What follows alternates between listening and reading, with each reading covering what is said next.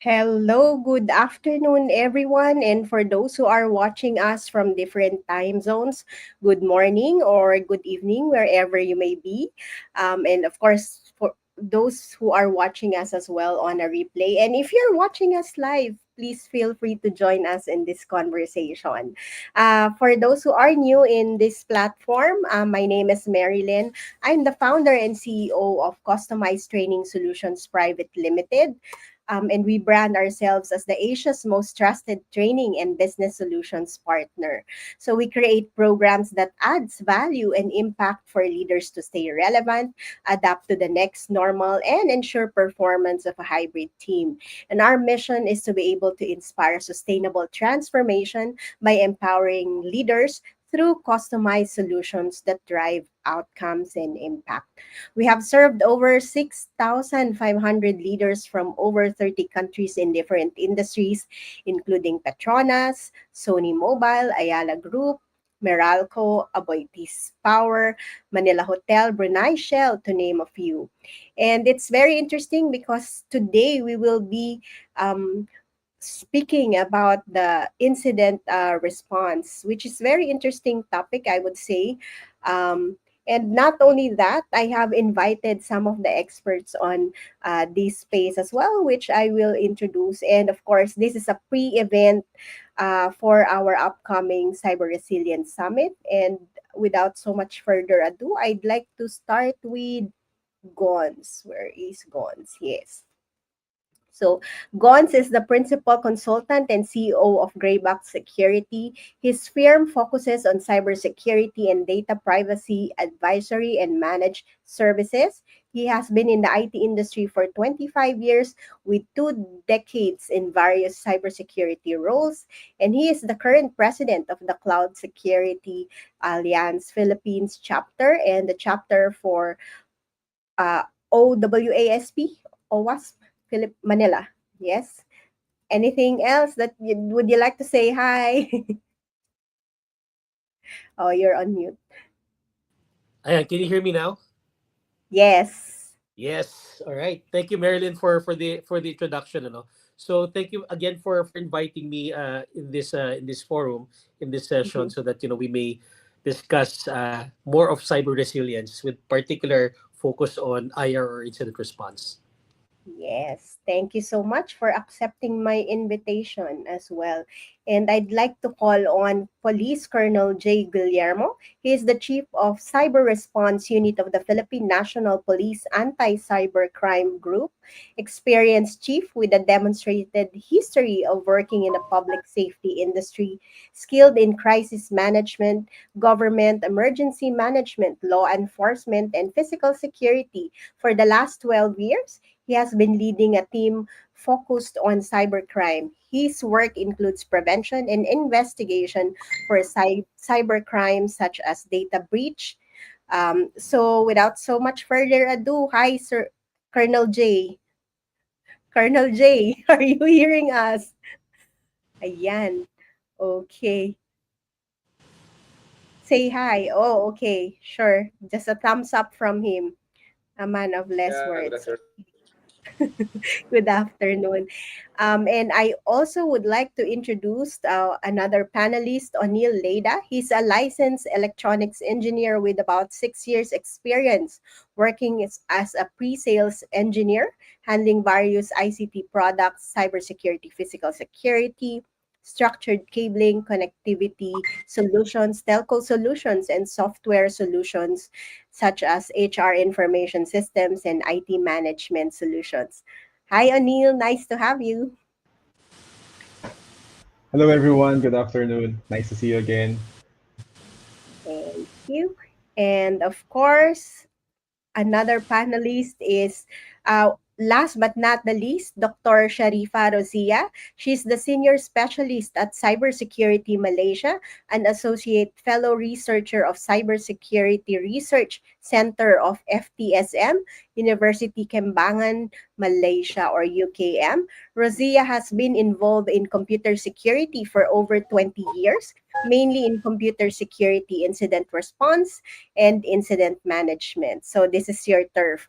Rosia had been a key person in handling and resolving many computer security incidents reported to Cybersecurity Malaysia that involve Malaysia addresses and domains. Hi, Dr. Rosia. It's nice to have you. Hi, Marilyn. First of all, thank you very much for inviting me to be in this very interesting event, and I hope to contribute by giving some points and so some insights that might be useful for the audience. Yes, Thank and you. that's for sure. So, having said that, let's get started with the Q&A. And again, I would like to invite our audience. If you have any questions, key takeaways, please feel free to also share with us as we go along with this conversation. Okay. So, I would like to address my first question to you, Dr. Rosia. Why is having a Mm. well defined incident response plan crucial to today's cyber threat landscape? And what are the key components should we include or should they include when they come up with this plan? Yeah. Okay. To answer your question, it is very important and very critical for any organization to have a very well defined incident response plan. Why is it Mhm, critical and important? Is because cyber threat landscape is very much becoming more and more sophisticated, and the impact could be very devastating. And also, the cyber attacks are increasing yearly. mhm, Even in our own experience in Malaysia, mhm, we have seen there's an increase in cyber attacks reported to us in cybersecurity Malaysia. So there is a slight increase. Somehow incidents are happening on daily basis. So like in our environment, we observe on average we receive about 500 incidents per month. So that shows per that month. it is critical to have an incident response plan. Mhm, mhm, And we know that many organizations nowadays they are facing with so many threats, and there are mhm, different kinds of threats, such as ransomware, data breaches, insider threats, and also supply chain attacks. So, for example, in the case of ransomware, we are seeing that it is evolving. It's not the traditional kind of a ransomware attack; it's becoming more and more sophisticated mhm, with double extortion and also with data breaches as well. When somebody doesn't want to pay any ransom, whatever data that's residing or that has been exfiltrated from the system could be put in some dark web and then put on sale. So that is something very important, and organizations must take note of that.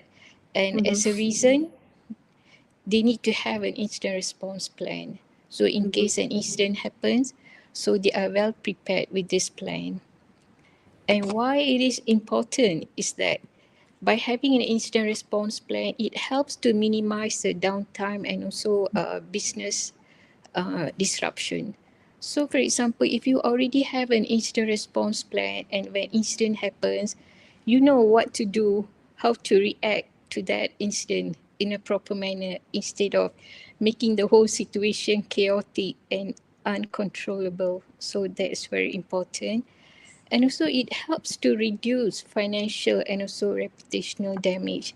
We know that when incident happens, there is a potential for financial impact, and of course the brand name. So when somebody or people out there know that your organization has been compromised or hacked, so that is not good for your brand, right? And we have seen some companies mhm, uh, who underwent some cyber attacks. mhm, They really uh they really suffered after that incident because the cost of recovery could be so enormous. And then of course by having insurance response plan, we make sure that we comply to the regulatory requirement, and of course it enhance cyber resilience. mhm. And the key components of incident response plan is that preparation. So in your incident response plan, you need to define preparation. What is meant by preparation?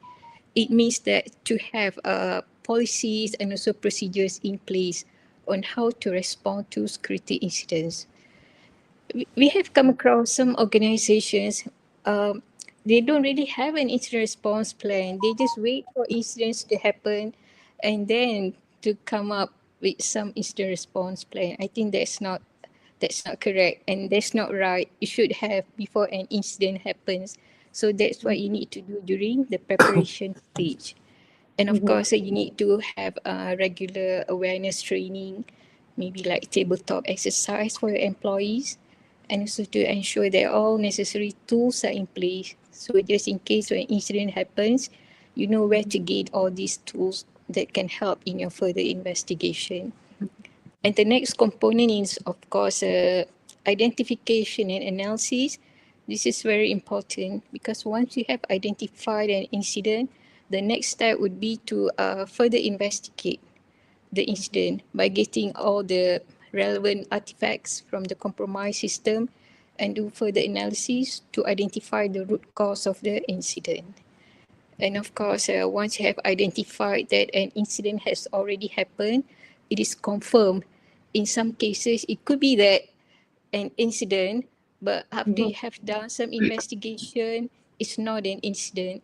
So the identification component helps to confirm and verify that an incident has already happened in your Mhm. organization. And the next component is that containment. You need to contain an incident. Once it's confirmed, you need to take short-term and also long-term containment in order to prevent the incident from spreading to other systems or to other network in your organization. And of course, eradication is very important. Once you have identified the root cause of the incident, so you need to eradicate. Maybe there's a malware infection, maybe there's a backdoor, or maybe it could be due to some unpatched software that's still running in your environment. So you need Mhm. to remove the malware or backdoor, and then you need to patch whatever vulnerable application or software that you're running. That's very crucial. And then, of course, recovery is the next component that you need to have in your incident response plan, which means that once you have identified, you have contained the incident, and then you have eradicated, you have to put back the whole business online. So for that, you need to make sure that you have your backup, and you need to make sure your backup is clean. Make sure you restore from a clean, good backup. I have seen many cases in which, uh, of course, one thing, organizations, they do not have backup. And the second thing, if they do have a backup, it's not properly tested or checked. So when they restore from a backup, it's not really restore from a good, clean backup, but in some cases, the backup is already contaminated.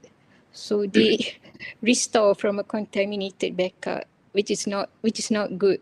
Okay, so we need to make sure that we have backup, and then it should be checked and tested on daily basis to make sure that it is not contaminated or it has not been compromised.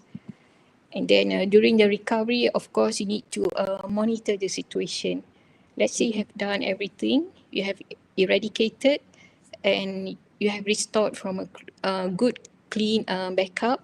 You have to monitor the situation because it could be the perpetrators or the hackers. They might come back again to see whether you have done everything that should be done.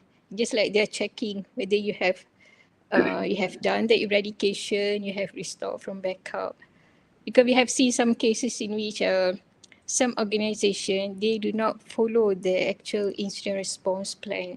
The one that I Mhm. mentioned, the preparation, identification, containment. They just straightway do some fixes that does not really follow the steps. So when they put back everything online, their system is still vulnerable because they did not identify the root cause of the incident and put a fix to they fail to do that, and they get attacked again and again and again. So we have seen this kind of incidents happening in our constituency, in which people do not really do a proper cleanup and proper rectification. And why? I could say that because they do not have a incident response plan. So that's very important. By having an incident response plan, it helps to prevent the reoccurrence of incidents to your organizations. And of course, the next component is that, yeah, post-incident review and lesson learned. This is very important so that you are better prepared in future to prevent and also to take immediate action. Yeah, Okay, thank thank you. you so much for that very detailed response. I'm sure our guest should have taken note of that. And I really appreciate you highlighting the process, the key components, but not only that, the importance of awareness training, exercise, and of course, our upcoming summit is actually around recovery as well.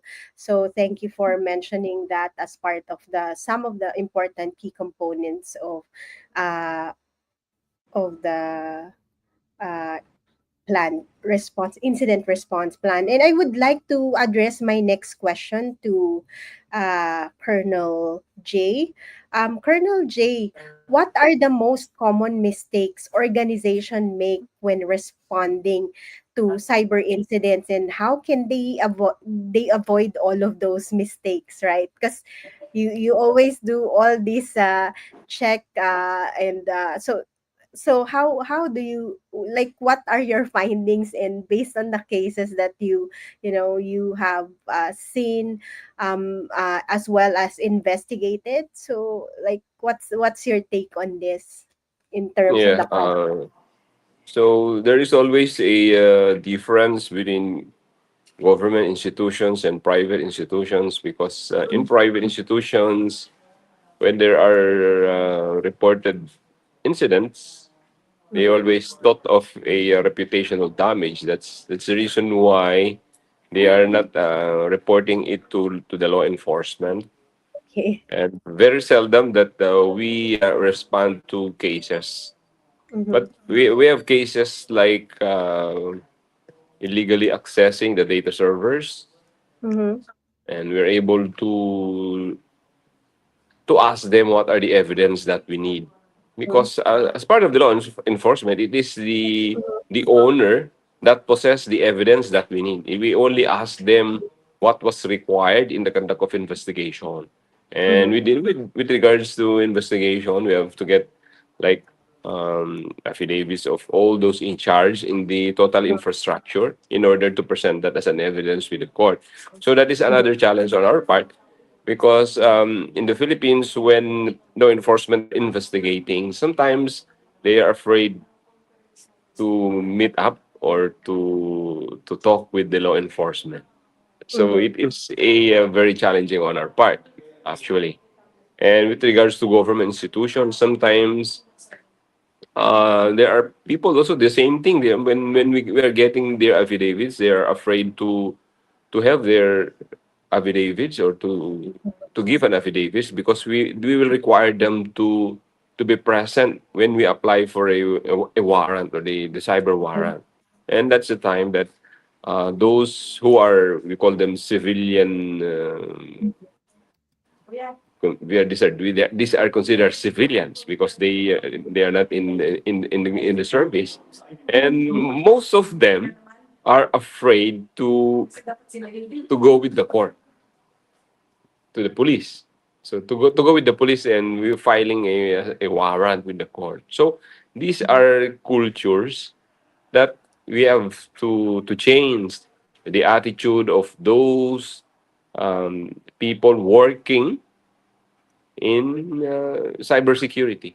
And in terms of breaches or illegally accessing all the infrastructure, it is a collaboration of all the stakeholders. It is not only the work of the law enforcement when we are investigating a case, especially when we are filing a criminal case Mm-hmm. against those who are responsible. We call them the cyber criminals.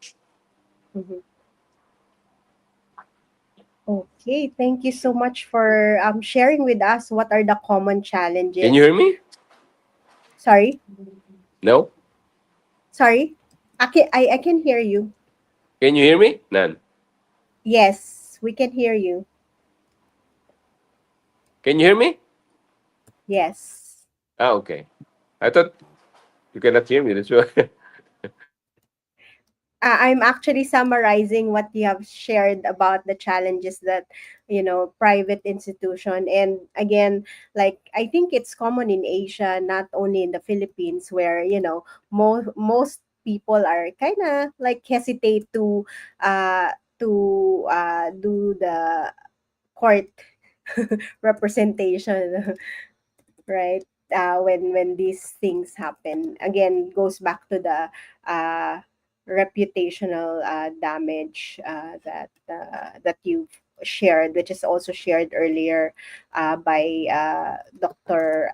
Rosia, right? So thank you so much for sharing that. At least we are getting a glimpse of what's the situation and what are the common challenges as a law enforcer as well. So I'm just curious to know, for the next question, I'd like to ask O'Neill to share with me. Sorry, my my laptop goes everywhere. Um, so I would like to address the next question to O'Neill on how often should organization conduct simulation exercise, and what are the best practices for making this exercise as effective as possible. I mean, earlier Dr. Zia mentioned on the importance of the exercise aside from training, right? And again, because there are like dollar values to it. So, like, what's your take in terms of the Mhm. best practices, and how often this should be done, or simulations be done by organizations? So before I start, can you guys hear me as well? Yes, we can Clearly. hear you. Okay. So thank you very much, Miss Marilyn. So first of all, just want to say hi to the audience as well out there. Especially my wife is also watching from Canada right now. So For yeah. support. So Wow. yeah. Hello, Lincoln World. Hello, everyone. So yeah. So to answer that question, Miss Marilyn, organizations should conduct simulation exercises at least once a year, but more frequent exercises quarterly or biannually are recommended for high-risk industries such as finance, Mm-hmm, healthcare, and government. And the frequency depends on factors. So I'll be giving three factors. The first mm-hmm, factor is regulatory requirement, wherein compliance with frameworks like ISO 27001, NIST, GDPR, HIPAA, or local cybersecurity laws may mandate regular testing. So that's number one. The second factor is evolving cyber threats such as ransomware, phishing, zero-day vulnerabilities, and advanced persistent threats. So these cyber threats necessitates regular simulation exercises. That's the second factor. Now, the mm-hmm, third factor is organizational changes such as mm-hmm, mergers, acquisitions, restructuring, what else? Cloud migration or new technology implementations, which can introduce new vulnerabilities and operational risk. So that's mm-hmm, that's why regular simulation exercises help to ensure that security policies, response plans, and team coordination remain effective as the organization evolves. So mm-hmm, so for best practices, I can actually give you 8 best practices I have in mind. So the first the first best practice is mimic real world scenarios. So mm-hmm, whenever you do simulation, you can simulate actual cyber incidents, system failures, or compliance breaches using real-time threat intelligence. That's number one. The second one is set clear objectives. So you have to define KPIs or key performance indicators to measure detection speed, what else, communication flow, and mitigation success. Okay, so that's second. Now the third one is leverage automation. Okay, so when we say leverage automation, this is the time that you can use log monitoring tools or for log analysis, or incident management tools for incident tracking. So those kind of tools. So you can leverage the use of those tools. Okay.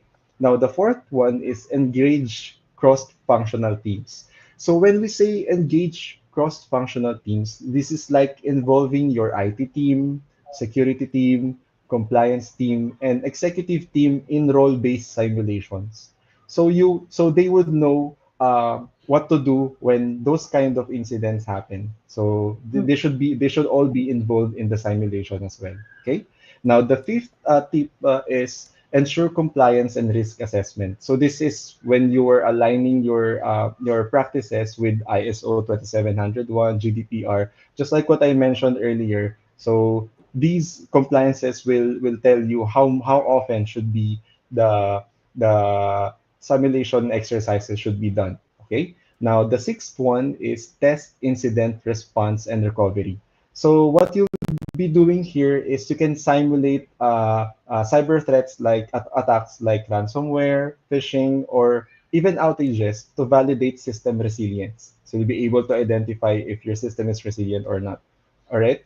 Now, the seventh tip that I can provide is review and improve.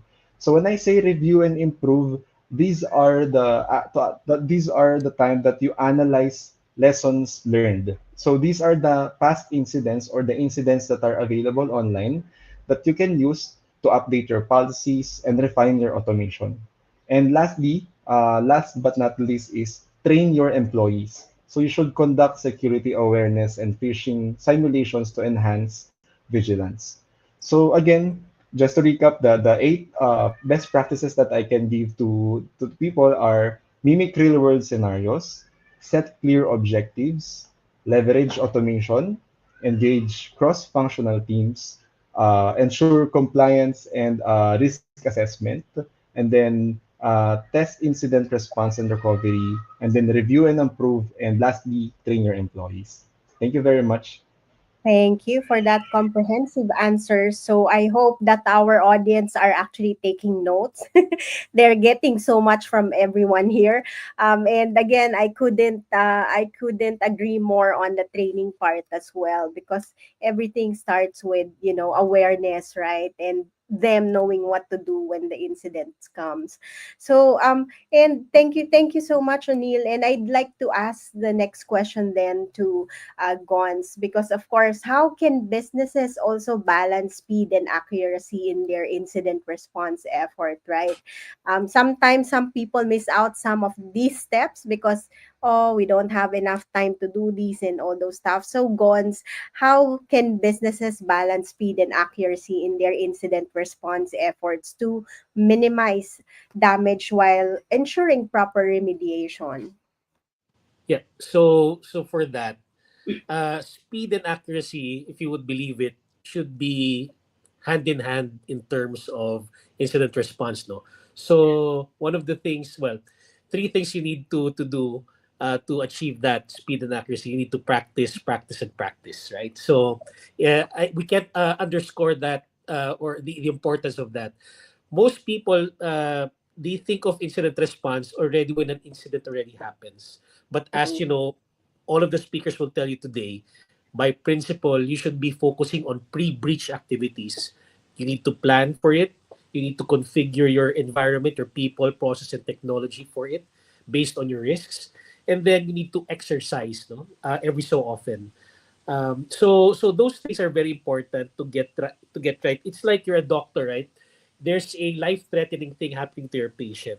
So you need to have both speed and accuracy. Accuracy for diagnosing it in a proper way, and then speed to diagnose it to have the root cause immediately exposed. No? So one of the things that we see in terms of incident response when it's actually happening is that number one, uh, everything goes out the window, right? So what did they say, right? No plan survives first contact with the enemy, right? So everybody forgets what they've read, what they've trained for, and they probably train just maybe once a year or twice if they're lucky. But so that's what happens, no? And then second is that what we see is that teams do not scope the incident properly.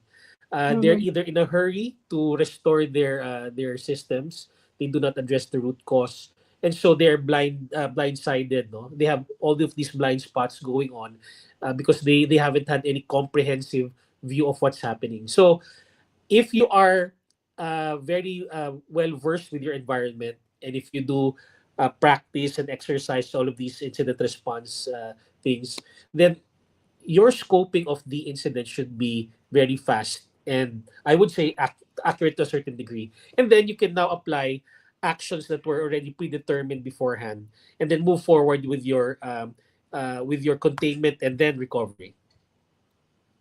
Thank Thank you. you. Thank you for that. So again, that goes back to regular practice and training, right? Contact Yes. us for that. Thank you for selling for me. And so the next question is again, aside from training, of course, what's the role, or what role does communication play in incident response? Again, we can't stress enough how important it is to have a regular training, a regular exercise, and of course, part of it is communicating it to the team, right? And so, the what's the role of communications play in incident response, both internally with the teams and executives, and externally, of course, with customers, partners, and regulators? This is open to anyone who would like to answer this.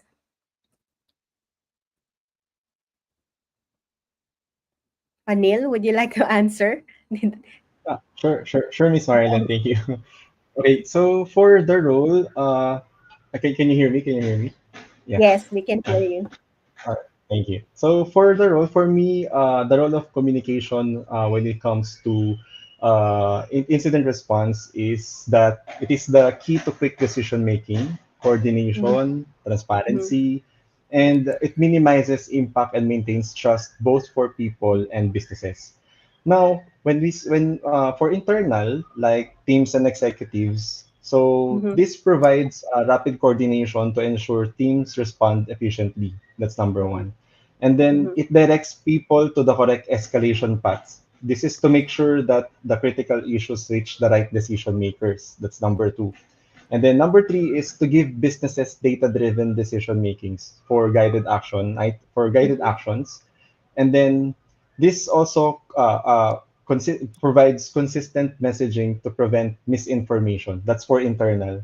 Now, mhm, for external, like customers, partners, and regulators, clear communication provides customer transparency that helps business build trust and manage their reputation. It's number one. And then it helps businesses with regulatory compliance, which ensures timely reporting, and then good vendor collaboration, which can help businesses avoid supply chain risk, and post-incident reports that supports audits and improvements. So that is why there are some incident management tools out there that are designed with communications in mind, mhm. because those tools and wanting to enable businesses to fulfill both internal and external roles efficiently. Thank you. Thank you for that. Very well said. And at the end of the day, when you don't communicate, how will others know as well? And how can you make, again, as you've mentioned, rapid coordination, and then right, escalation uh, areas or parts, as well as building trust with customers, which is the most Yep. important, right, of all. So anyone else would like to add to that? Otherwise, I will proceed to the next question. Yeah, Madeline, I would like to add in. Mm-hmm. Yeah, communication is very critical in any incident response plan. And we know that normally technical people, they're not very good in communication. And that's the Mm-hmm. reason why we always stress that they must learn how to communicate, especially Mm-hmm. during incidents. So, of course, as what mentioned, so there are two ways. One is communicating with external, and of course, communicating with internal. So, Mm-hmm. for external, we have to be very careful and very particular how we communicate with the external parties such as our stakeholders, Mhm. maybe media, or maybe if you're reporting to the government, how do you report to them? How do you inform them that there is an incident? And of course, for internal, we have to make sure that the incident is properly escalated to the Mhm. manager and to the next level, and of course to the crisis management team. So that's very important because poor communication may lead to confusion and of course delays and of Mhm. course reputational damage. So it's very important actually that we make sure that we communicate properly and effectively during an incident. Mhm. So things can be escalated in a proper manner effectively, and that can help to minimize whatever risk that can be associated to that particular incident. Thank you for that. And so we're actually getting at the top of the hour. We have this last question, which is open to everyone. So this is the usual Miss or Mr. Universe question that I have. Sir Gonz is already laughing because he already did several times his magic wand. You already have enough magic wand wishes. So I will have you last if you have any key takeaways that you'd like to share because you have too much uh, magic wand already. So maybe I would like to ask Dr. Rosia for your magic wand first. Ladies first this time. And so if you have a magic wand and can use it, what will you do with it? Especially on the space of how can organizations ensure their incident response plans and remain up to date and adaptable in this, emerging threat. Yeah, of course, if you ask me, the magic one would be how the incident response plan can automatically adapt to the emerging threats in real time. Means that it can automatically detect, respond, and evolve instantly to Mm-hmm. stop any cyber attacks before they cause any damages. So, Mm-hmm. in order to have that, of course, we need to think about having AI Mm-hmm. integrated into our incident response plan. Because at the end of the day, we try to prevent an incident from happening, but somehow it happens. We are seeing that, on daily basis. So, yeah, what I would wish for is that to have a plan or a mechanism that Mm-hmm. can automatically stop any incident from happening. And if so it happens, the damage or the risk associated could be very, very Mm-hmm. minimal. Yeah, Yeah. yeah, that's Thank you my so much. view. At, at least with the work that you do, for sure, Rosia, that that's something that you are already doing. Yeah. So how about Colonel J? Would you like to go next with your magic wand?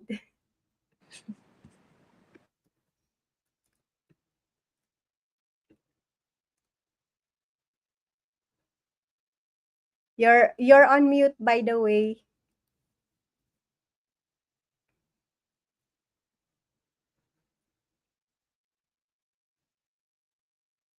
Unmute mic.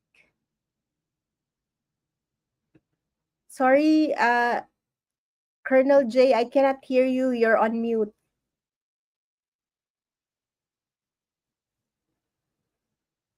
Please unmute your microphone. I can't seem to unmute you.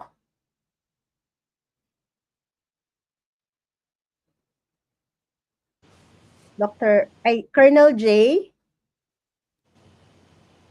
Yes. Yes. The question goes to you. What's your magic wand? My question is if you have a magic wand and can use it, what will you do with it?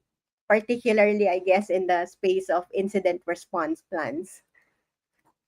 If I have a magic wand, I want that there are laws that I can make laws for the law enforcement to get the evidence as fast as we can.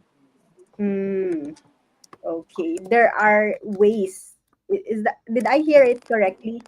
That if you have a magic wand, that there are ways for Law. law enforcement? No? Laws, Law. laws. Law. Laws. If Okay. Yeah. we, yeah, to get the evidence as fast as we can.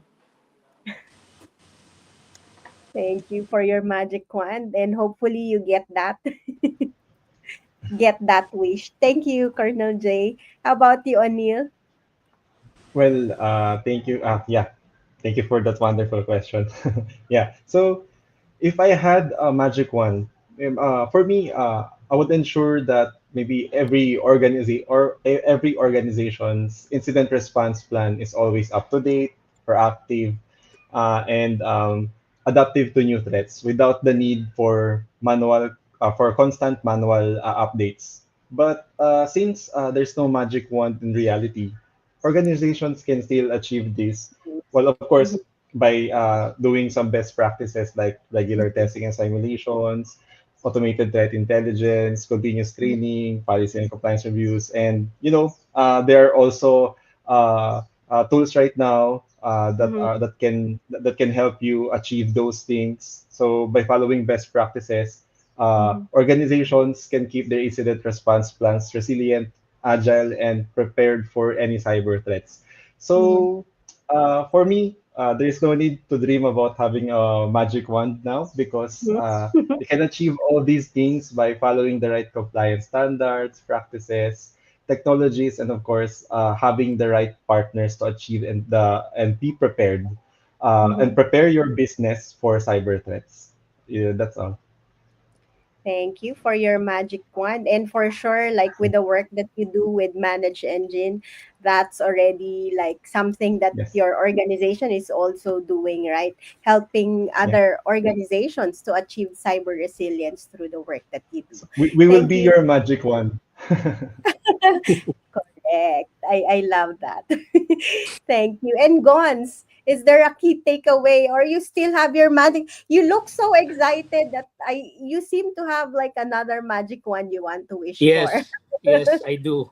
So at this point, Oh. Marilyn, I feel like I'm already an alumni of Hogwarts with so many magic wands, no? So reality, right? Reality number one, breach will happen. If it hasn't Mhm, happened to you yet, it will happen. So breach mhm, happens, number one, no? And then the second here is that uh of the holy trinity, right, of our mhm, of techno of our industry, people, process, and technology. I feel that for incident response, the most important really is the prepared mind, right? So mhm, it's the people thing. The principle really here is that um, people do not rise to the occasion during critical incidents, right? They mhm, sink to their level of training. mhm, So imagine, the whole world is at in chaos. Your boss is barking up at you. Your customers are very unhappy, and you're trying to fix things. No, so there will be that time in during an incident that everything is going. It's not going very very well for you. So the prepared mind will help you go through it. mhm. So that the magic wand is for all of us to have a prepared mind. Thank you. I love that. Well, I hope it happens though. It's not the easiest, but of course, that's all we can do, right? To have a prepared mind to be able to handle all of these. Okay, thank you so much for all your magic wand and for all the insights that you have shared with us. I really appreciate the details, and like how we have managed to cover as much as we did today in less than an hour. So I really thank you. Before we end this session, is there anything more that anyone would like to add?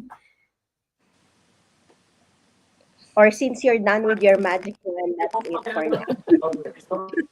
Yeah, for on the part of the Philippine National Police, especially the anti-cybercrime group, we are always welcome. We welcome any kinds of assistance that we can give to government and private institutions so that we can at least prevent incidents, especially attacking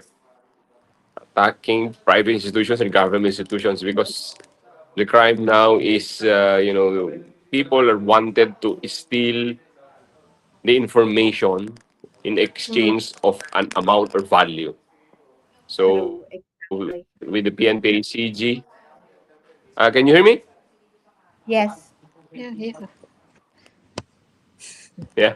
So with the PNPACG, we are always here to collaborate to our stakeholders and the entire netizens.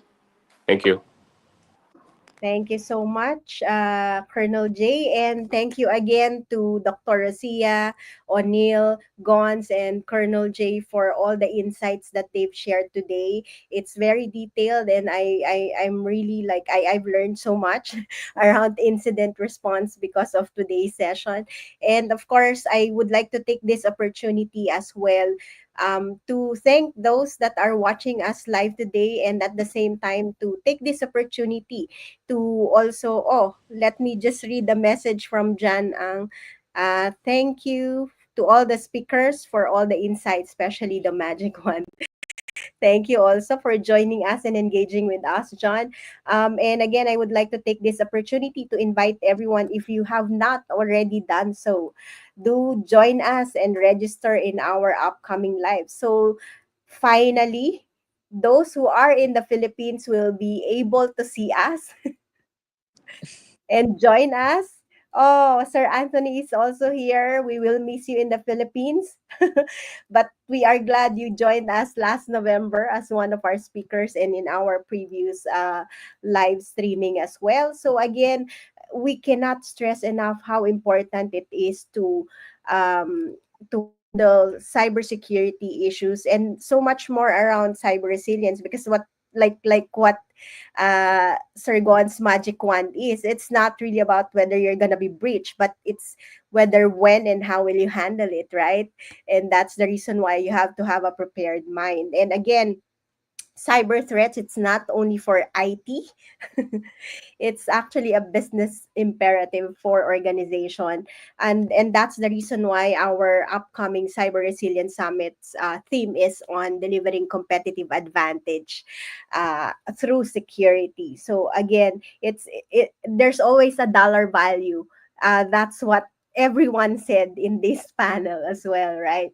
It also, like, being sure that you can adapt to the regulatory changes, third party and AI driven cyber attacks to maintain competitive edge within your market as well. So again, we would like to invite those who have not registered yet, to empower your business and your leaders, as well as all your stakeholders, with practical cybersecurity strategies to go beyond compliance, and also to collaborate with us, because our main goal for this upcoming event is not just to share with you insights and knowledge, but for us to work together and implement it in our own organization at the end of the day, right?